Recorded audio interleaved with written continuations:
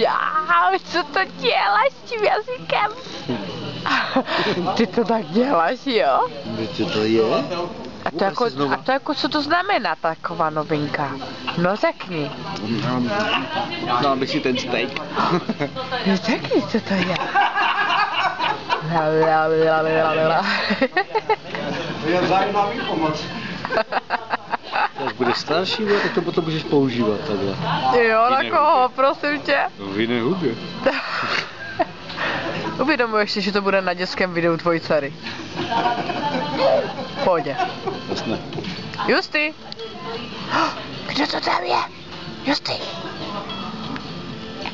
A zase jedeme. To jsou jazyček takové flemky tam dáváš, jo? Justy!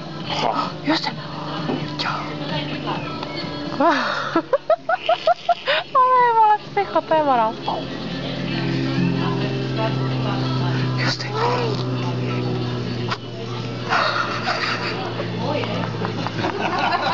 No, musíte oba dva najednou, no.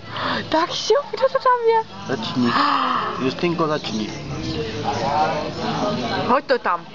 No jedem. Už to začalo.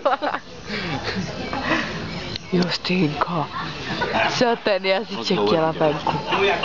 No dobře, už končím, protože tatínek říká, že to je dlouhé video.